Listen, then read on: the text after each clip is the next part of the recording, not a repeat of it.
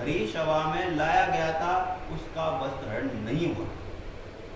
उसका जैसे ही उसका अपमान किया गया तो उस समय कृष्ण हस्तिनापुर में नहीं थे और वे किसी युद्ध में मतलब युद्ध में गए हुए थे।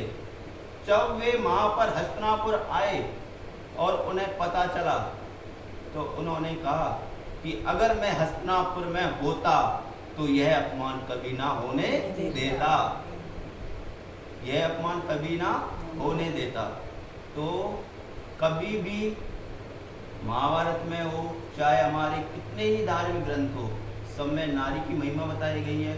और ऐसा नहीं है कृष्ण ने चीर बढ़ाया युद्ध दिखाते हैं, ऐसा कुछ नहीं है, केवल अपमान वाली बात थी।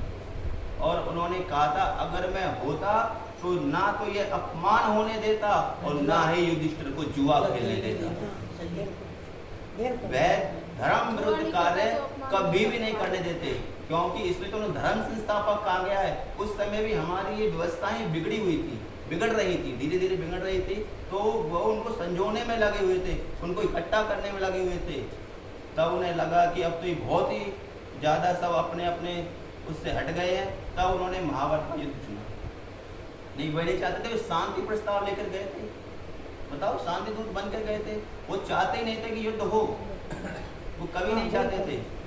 लेकिन जब ऐसी परिस्थितियां बन गई जिस कारण युद्ध भी करवाना पड़ा। जैसे लिखा गया है अहिंसा परमो धर्मः, इतना ही आज सब लोग मानते हैं, लेकिन उससे आगे का धर्म हिंसा तथैव च, मतलब धर्म के लिए हिंसा भी करनी पड़े तो वह भी ही सही है, योग्य है।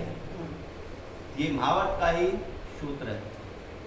इसके बाद हम बात करते हैं, जैसे माता जी ने कहा भाव, क्या भावना ही मतलब किसी, जैसे माता जी ने कहा भावना कैसी हो।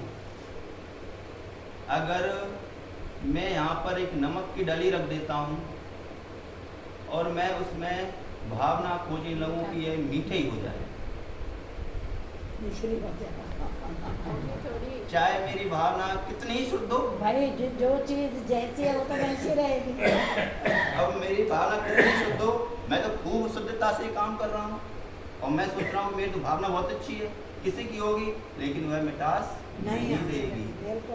जिसका जैसा गुण है उसका वैसा ही यथावत रहेगा, वो तो है, ठीक है। लेकिन भाव कैसे हो, भाव हम ऐसी अपनी दिनचर्या बनाएं, हम ऐसे अपने भाव निकालें कि जो परमात्मा के गुण है उसमें से कुछ तो हमारे पास आ जाए, अंदर आ जाए। हाँ, परमात्मा के बहुत बड़े बड़े गुण हैं। सर्वशक्तिमान, हम सर्वशक्तिमान नहीं हो सकते, शक्तिमान तो हो सकते हैं। हाँ, सर्व व्यापक, सर्व मतलब व्यापक तो नहीं, अजन्मा भी नहीं हो सकती, तो अलग ही चीज है। हाँ। जैसे न्यायकारी, न्यायकारी है कि भाई दयालु है, इससे ज्यादा कुछ भी गुण आ जाए तो उसमें से कुछ, जैसे बुद्धिमान है, परमात्मा सर्वज्ञ है। हाँ। लेकिन हम थोड़े बुद्धिमान तो बन सकते हैं। तो ऐसे भाव रखने चाहिए, मतलब ऐसे उनके गुण हमारे अंदर आ जाए, ना कि ऐसे ही भाव चल रहे हैं कि जो कोई तुमसे कोई मतलब नहीं। बुद्धि के संग विवेक का इस्तेमाल। हाँ, बुद्धि के साथ विवेक का इस्तेमाल।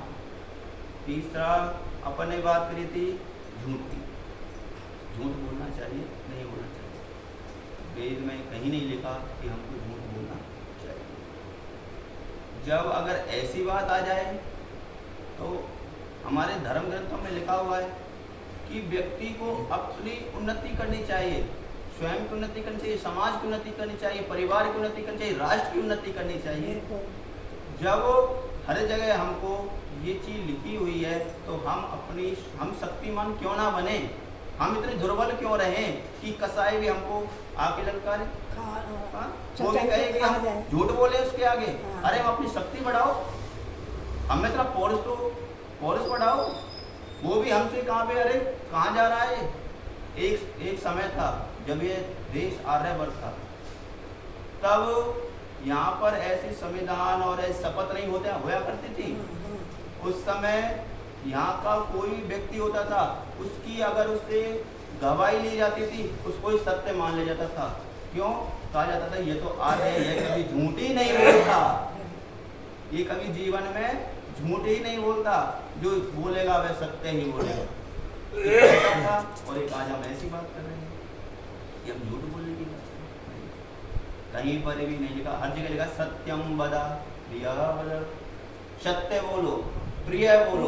सत्य भी कैसा बोलो? प्रिय बोलो। सत्य को बोलो, कड़वा है बोलो, लेकिन उसको भी इस तरह बोलो तरीके से वो बोलो। लोगों को दुख ना दे, मतलब उसको चुभे नहीं, इस तरह से उसको रिप्रेजेंट करो। किसी के मन को दुखाना ही हिंसा है। हाँ, अहिंसा नहीं है, हिंसा है। किसी को चोट पहुंचे दिल को, दिमाग को,